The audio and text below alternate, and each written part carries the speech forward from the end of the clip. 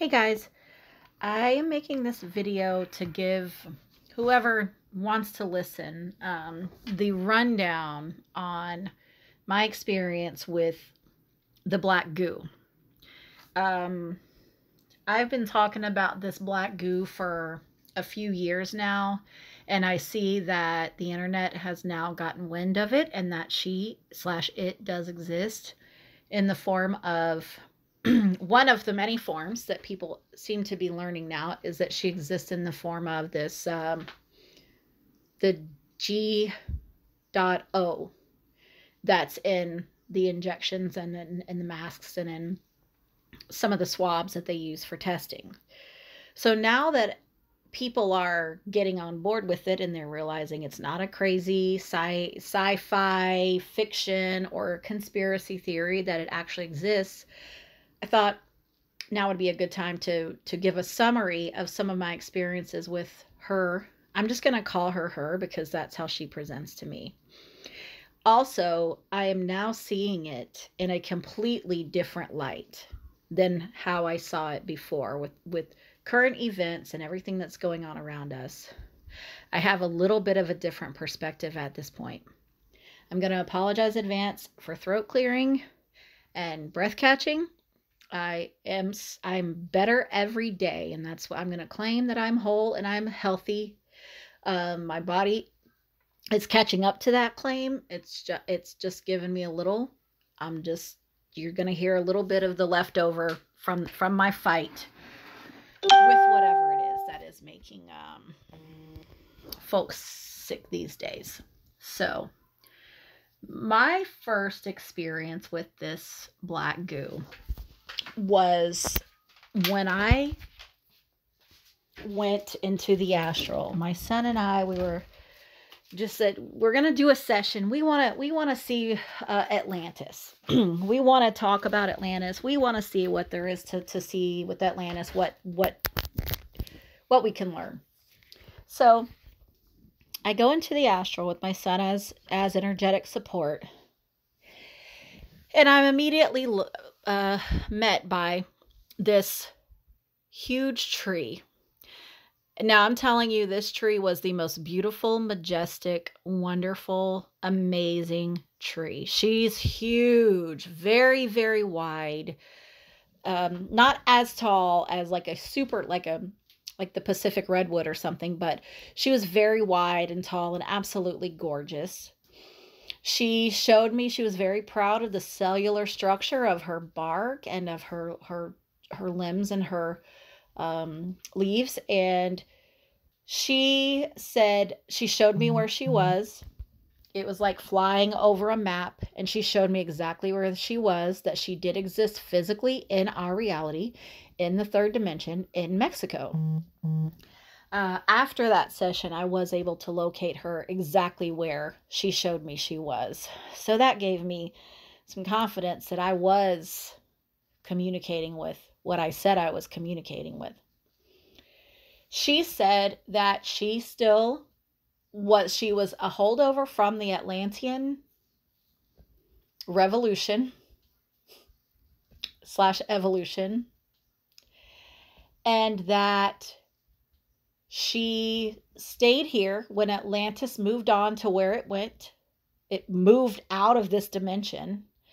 She said that she stayed here. She stayed on in order to continue to broadcast Atlantean codes to those of us who projected ourselves so-called forward. I do realize when I'm speaking about time and direction that there is no time, but I'm still in a human body, and so are you. So for ease of conversation, I'm going to continue to use those words, even though we know that they don't exist. So she shows me that she's left over. She filled me with this beautiful feeling of love, and she showed me that it was her love for humanity was why she stayed, and that we had programmed her basically to continue to broadcast codes for us. So anybody who wanted to get activated, who had that Atlantean source code, basically, we would be able to access information from her, and that she regularly broadcast this. She was sending this out all the time, basically for anybody with the ability to hear and who would also be listening. I'm shortening this so I'm not here all day. So she then showed me that was being slowly killed from the root. And I saw this black gooey stuff running up her roots. And when I had that experience, I had no idea that the black goo existed. I didn't know squat about squat. And I was really, really, I had a lot of growing up to do. So I didn't really have a good context for all this information at the time. I just took it in. So I'm seeing this black gooey stuff come up into her roots, and she says I'm slowly dying. Now, she did show me that it had a long way to go before it, even reached the actual part of the tree that's on top of the earth. But she says I'm being slowly killed, and I said, by what? And she showed me an enormous black arachnid, like an illustration of a black arachnid, like a drawing.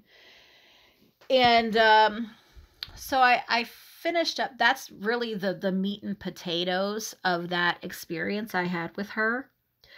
I finished that session and I came out of it thinking, okay, the black goo is obviously oil. Like they're polluting the water because she's near the water in Mexico. Everything in Mexico is near the water.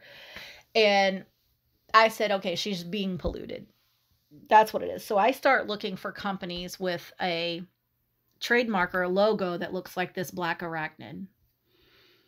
I found some, but none that it didn't really make any sense, with what she was showing me. And I went on with my life. But I put it in my pocket. Of course I did. Every session, I know that this information builds on itself, and each download we get and each experience we have, it contributes to our growth, and it all adds up and builds a whole picture. So a couple months later, I do another session, and this time I say, I just want to go wherever I go. Who on my team, what kindred spirit, what supporting energy would like to communicate with us? So I go up into the astral. I'm immediately met by ODoghnalie. ODoghnalie. Okay, I have made videos about this before, but I think they're all set to private, so I might just open them wide and let whatever happens happen. It's not like more than 8 people will hear anyway. But I know that the people who listen to my stuff are the important. You're the ones that need it. It doesn't have to be the masses. In fact, the masses commonly get it wrong. So I'm okay with 5, 8, 3, 2. I'm okay with whoever hears this, because after it's out of me, it's no longer my responsibility. My job is to share what I know, and I am doing that. So those who need to hear it will hear it. So I go into the astral, and here's ODoghnalie. This is an old, and he's not old now. And where I saw him, he wasn't old. He was probably late 20s. I say old because he existed back in like the 1400s. He was a Gaelic gentleman. First thing he told me, his name is ODoghnalie, and that we spell ODoghnalie wrong. It's supposed to be spelled ODoghnalie. ODoghnalie. So you want to let me know, first of all, you not spell my name right. So correct that. Okay, sir. And then he took me into a battlefield. And in the battlefield, we were between two armies getting ready to fight each other. You could tell it was 13, 14, 1500s. I'm not an expert. Somewhere back then. And I could tell that I was probably in like an old Scotland or Ireland or something like that. The people had like primitive weapons. And this all happened like almost simultaneously. This is all telepathy. There's no words. There's no room for misinterpreting what words mean. It's all telepathic and energetic packet downloads. So I saw the folks on both sides, and then he basically was able to take me into their hearts. And like we went on this journey into the hearts and minds of these men. And he showed me, and I felt it. with my own body as though they were my own emotions. I felt these men, and they were about to be unleashed on each other, to murder each other, to steal the life force from each other. And let me tell you, they weren't even mad at each other. They had no beef. They didn't even understand why they were fighting, and they certainly weren't fighting like their own, like for their own self or anything that they knew about or even believed in.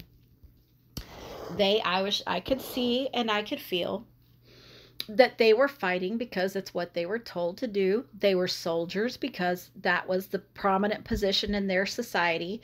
Being a soldier made sure that their families had homes and they had food on the table and they had some sense of stability. The soldiers were considered like exclusive, they had clout because they were soldiers, and they never had to worry about whether their families would have what they needed as long as they were a soldier. So they went all in. They did this because they loved their children. They loved their beautiful wives at home. It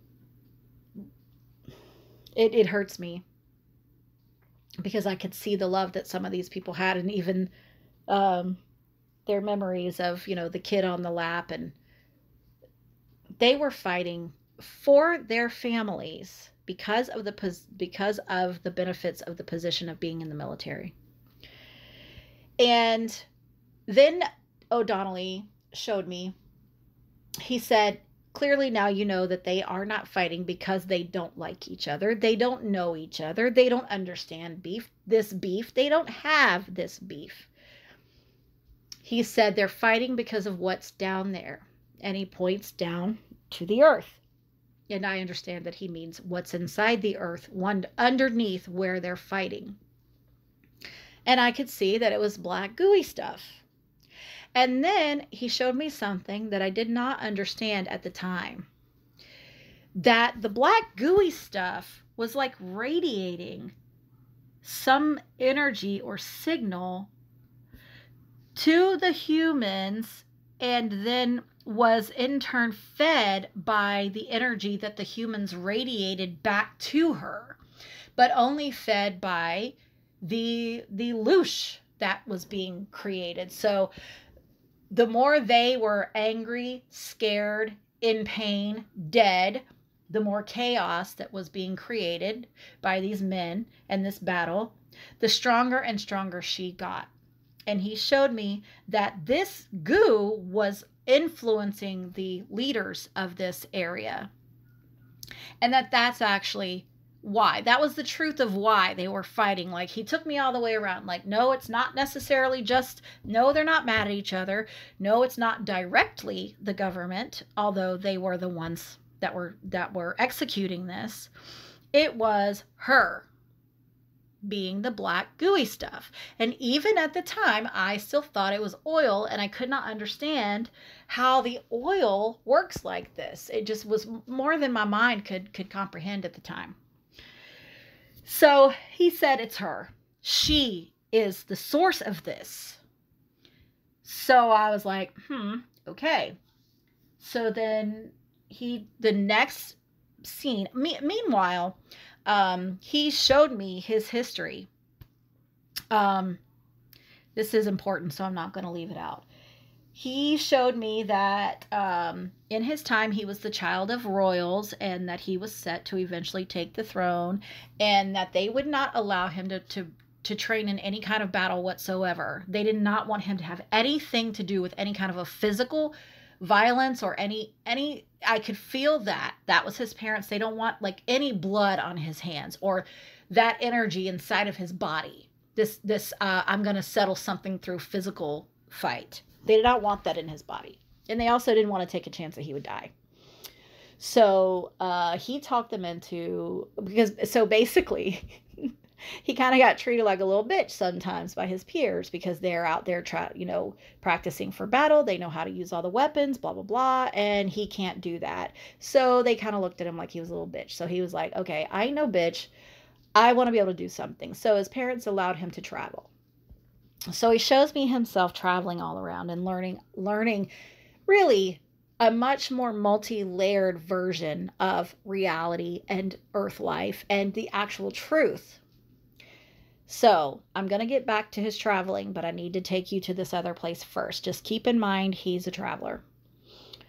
So after, he downloads all this stuff to me, again, it's almost instantaneous. I just understand it. I feel it. I know it. So then after I go into the minds and hearts of all the soldiers, he shows me the black stuff under the ground. He takes me to the next scene, which is a castle, nearby castle. It's, 2-3 stories tall.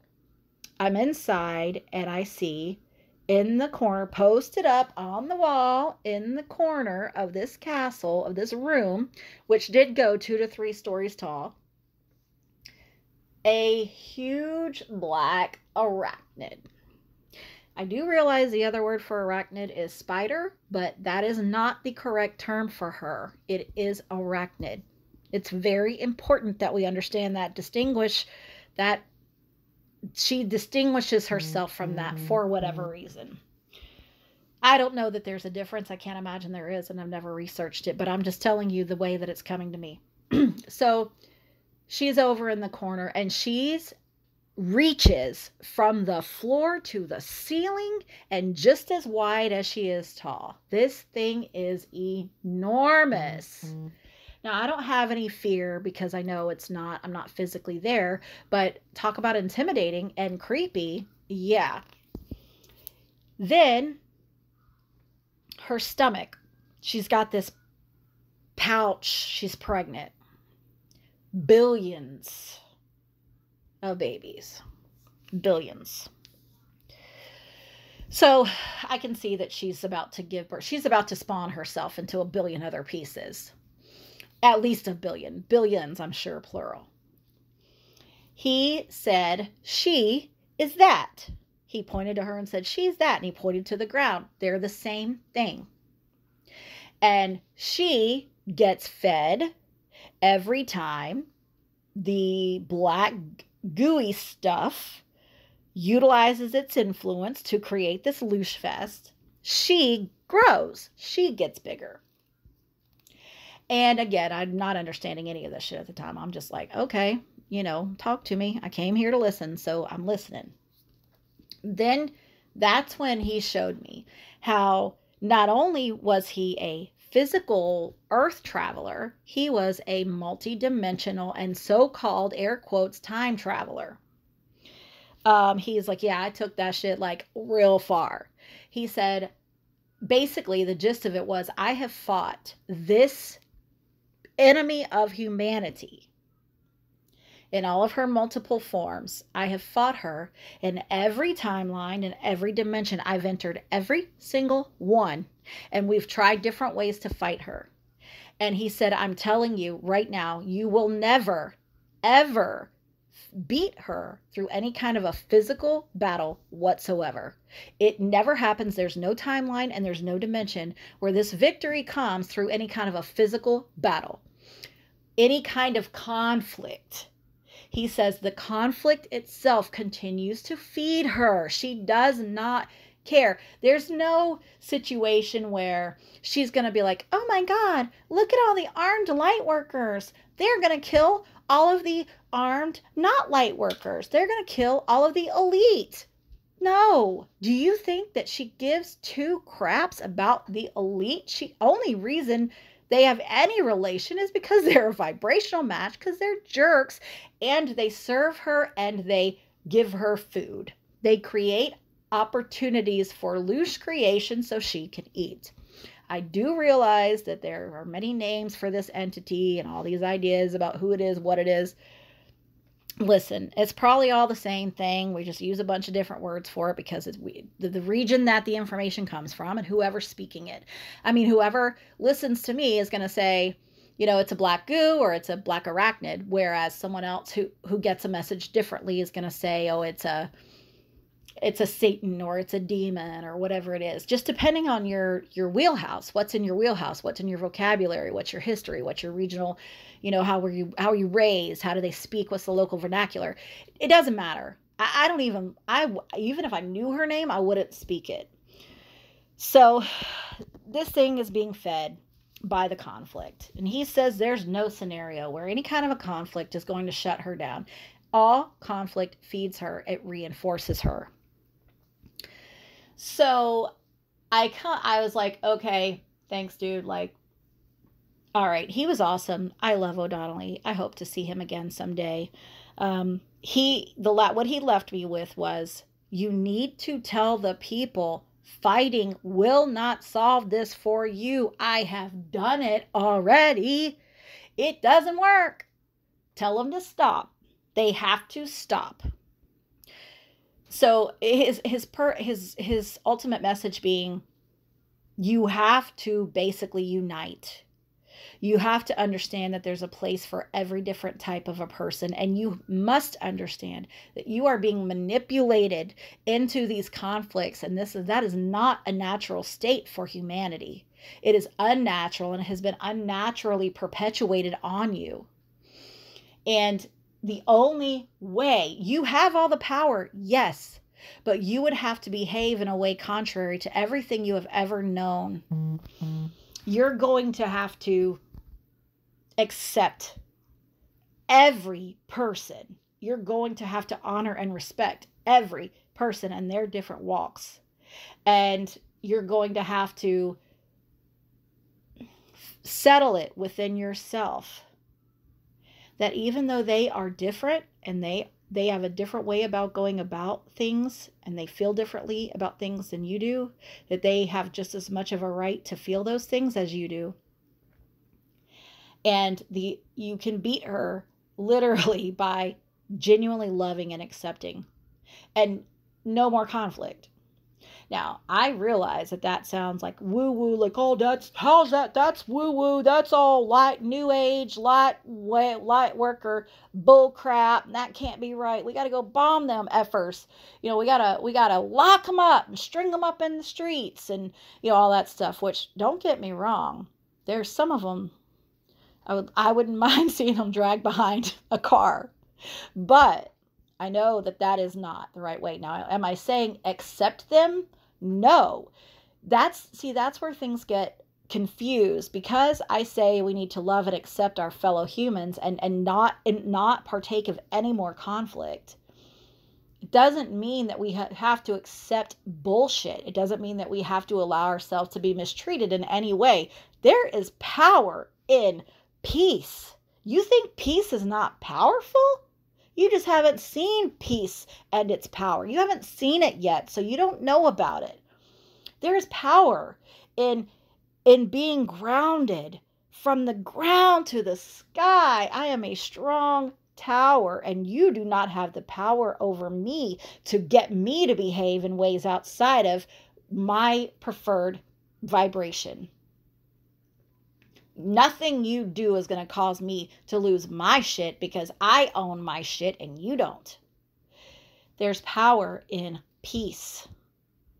There's especially power if everybody stood together and chose peace in that moment. The absolute miracles, so-called miracles, we could perform if we stopped all of our stuff and just sat in peace and love, and just no more.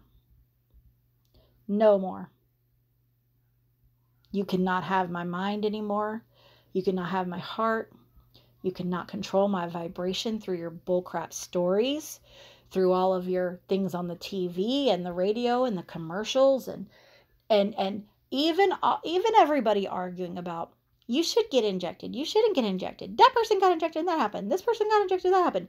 Do we need to know this information? Abso-freaking-lutely. Of course we do. And I have shared it and been a proponent of it as well.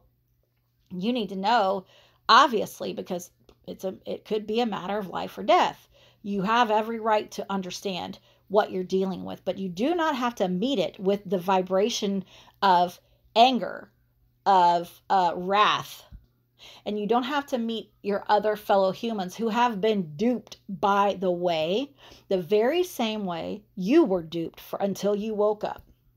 And the only reason I mean, people say in this community all the time, well, we planned this before we got here. We all planned this before we got here. I mean, this has happened because you chose for it to happen and you set yourself up, you know, with all these events to wake yourself up.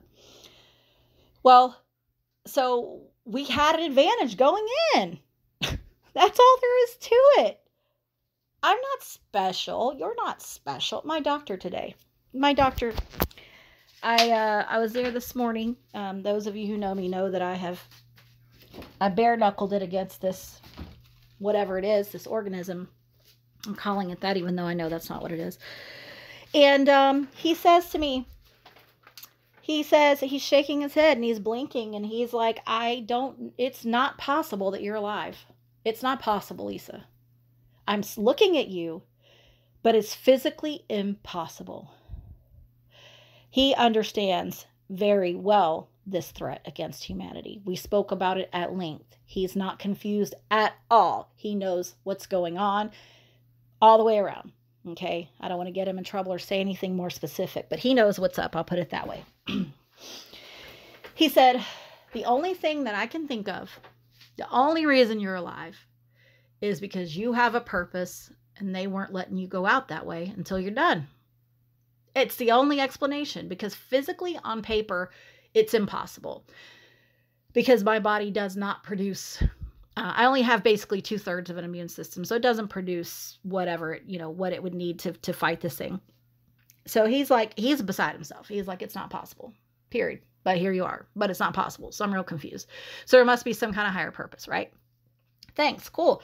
Yeah, I did. I do. I programmed this crap and came down here to do this, but it gave me an advantage, and it happened for you too. And it gave you an advantage, and it doesn't make you better than anybody else. It actually should really draw some more compassion out of you. We have an advantage.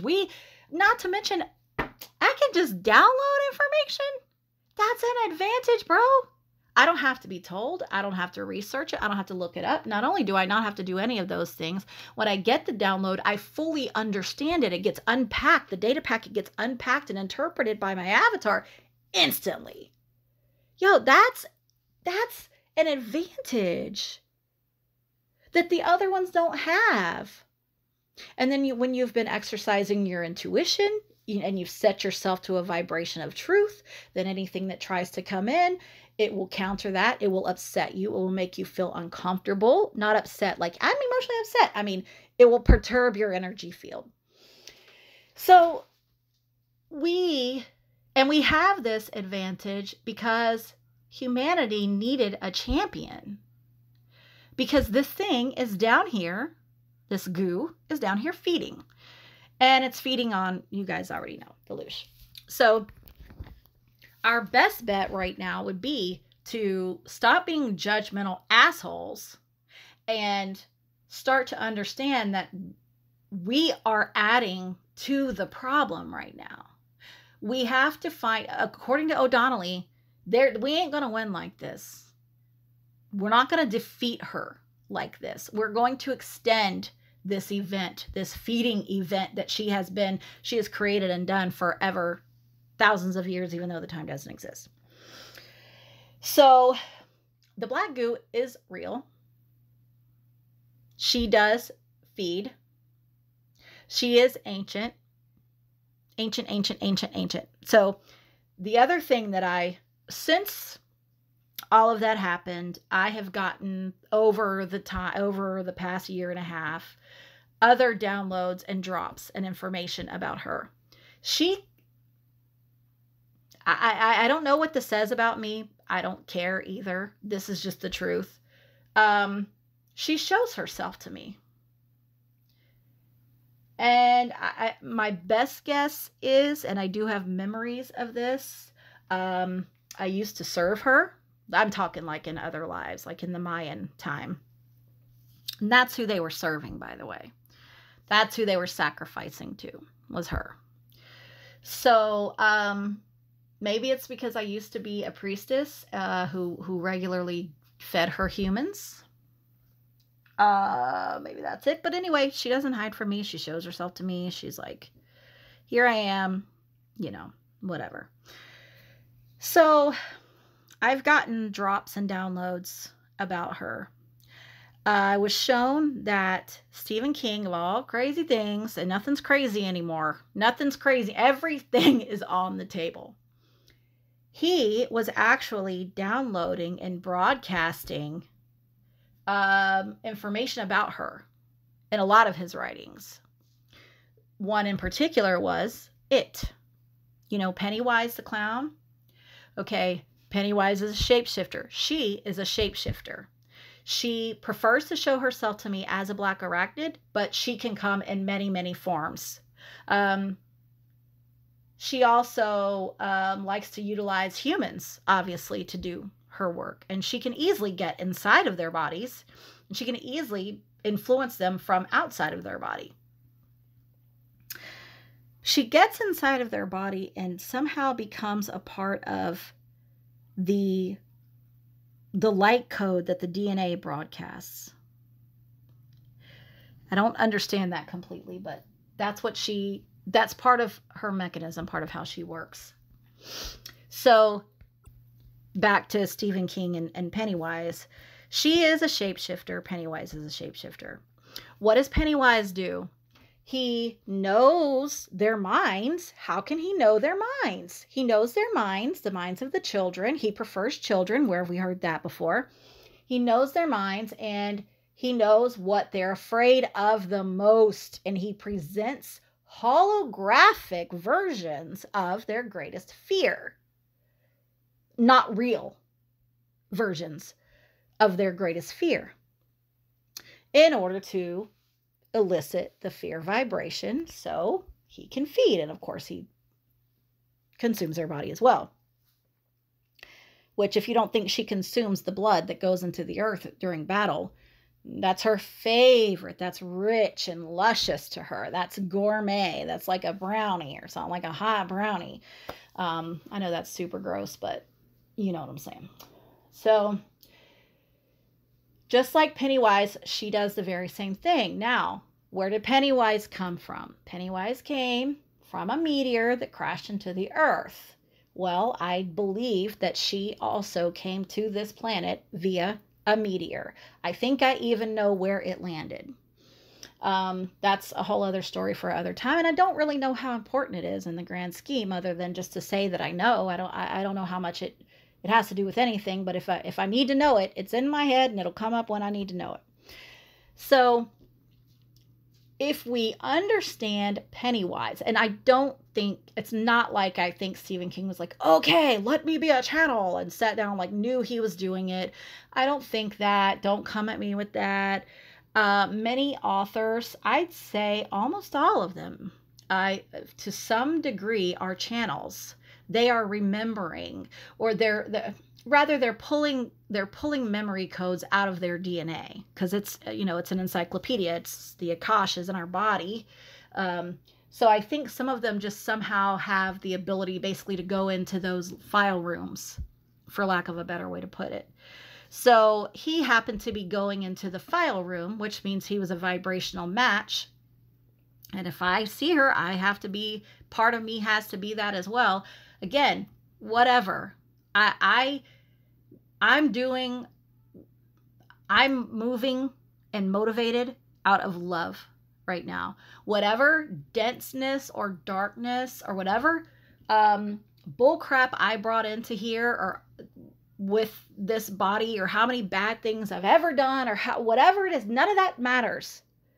Right now, I'm activated, I'm motivated by love, and I'm speaking the truth. So King was reading the code, reading part of the DNA code, remembering, and accidentally telling us basically what our foe is like.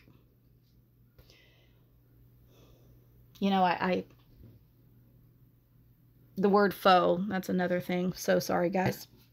So it's like, do I choose to have this person as my enemy? And if I use that word, does that solidify that relationship? Word magic. But anyway, as I'm researching, I'm like, okay, so Stephen King was telling us, she showed me that he's talking about me. Okay. So as I'm researching it, I realized that um, Pennywise only has one natural predator. And of all things, it's a space turtle. Okay. Now, if you look in old Indian so-called mythology or Indian origin stories, the turtle is North America. North America is built on the back of a turtle that came from somewhere else. Okay, aka a space turtle. So I know that means that here, concentrated very well on the continent of North America, are those equipped to eventually take her / him down / it. The other thing that I realized is that the black gooey stuff that I thought I saw physically being absorbed within the roots of my beautiful tree. By the way, she's called the Thule tree, Thule, I think. The Thule tree in Mexico. Look her up. Go meditate. Look at her. Focus on her. Let her send you some codes. She's amazing, and I know she's got to be working overtime right now. So I realize now that what I was seeing was the poisoning of the gene pool of the humans who carry the Atlantean codes. They were slowly poisoning the human hosts who carried the codes from Atlantis. That's what was happening. It's quite possible that she herself is also slowly dying, but it was a metaphor, and it had a dual meaning. And a lot of these things have dual, sometimes triple or more meanings. Do not pigeonhole yourself like, nope, it means this one single thing and that's all it can possibly mean. No, everything we thought we knew is false. You basically have to throw everything in the trash and start over. And you basically open your mind and allow for everything. Anything is on the table. So we have been being our gene pool, the avatars, the vessels that carry that code, undoubtedly the vessels that carry other high vibe codes too, I'm sure, but that's just the one that I saw, have been being poisoned. And now I realize that it's time for the basically the kill shot. That's irony, or that's a pun, isn't it? The kill shot. So what's my point? My point is I'm sharing the information with you, which is number one. It's coming out of me, getting out of me to you, to whoever wants to listen. My second point is stop being assholes, okay? Stop beating these people up. Stop getting mad. I know that you're hurt and you're scared, especially when it's family members. Believe me, I know. But that's not the way forward. You got to chill out. We have to stop being so mean and judgmental and picking fights with these people and trying to educate them. Don't you think if they had the capacity to understand these things that they would already understand these things? I saw a meme that said, basically at this point, powers that be, if we wanted to get the injection, we would have gotten it by now. And you know that, so back off, right? I've seen that meme. Well, if they had the capacity to understand what's really happening, they would already understand. They would already be on board. I'm not saying don't share truth lovingly. I'm not saying don't continue to educate. Absolutely educate. But that vibration of superiority, because I know and you're stupid, that's got to stop. The vibration of, you guys are idiots and you're going to destroy the planet. I thought that too. Don't get me wrong. But having been put flat on my back, has really changed. I'm a whole new person. That's all I can say. I'm a new creation. I'm a new creature. I've been baptized by fire, and I am something new. Not someone, I am something new. And in that newness, I was able to, and I'm able to understand and remember O'Doghnallie's message. That those people who are injected, we need to be saying, I love you. I'm here for you. Did it make you sick? I will bring you soup, or whatever it is. There are fellow humans. And most of them, if you listen to their reasons for doing this, most of them say things like, I wanted to hug my grandmother. I wanted to have family dinners on Thanksgiving. I wanted to see my mom and dad. I wanted to be able to work so I could provide for my family. And these people only know one way.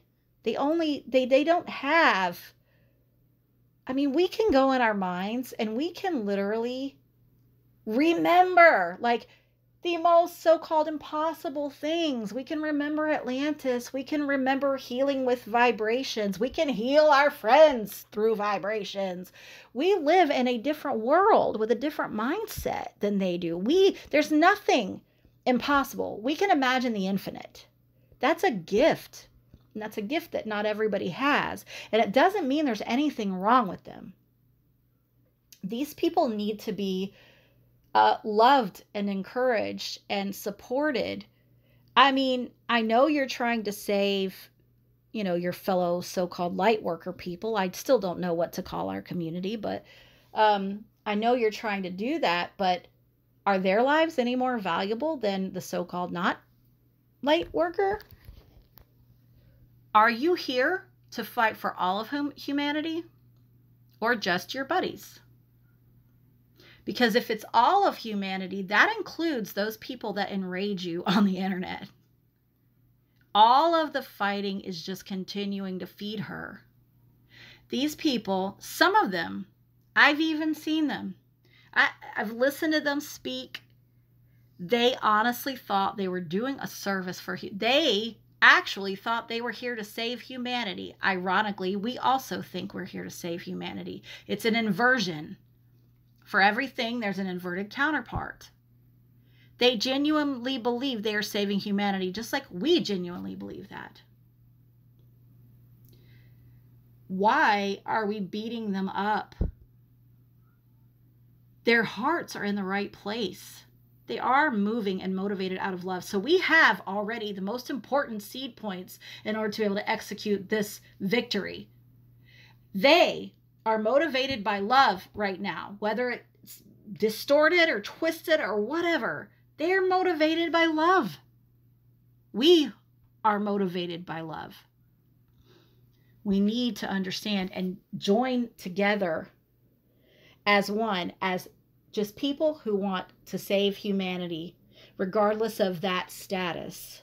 Everybody has got their heads ripped off and shit down their neck. Everybody. There's never been a more important time for us to come together and love each other the way that we were supposed to. And for every moment that we can create a predominant vibration of love on the planet, she dies a little bit.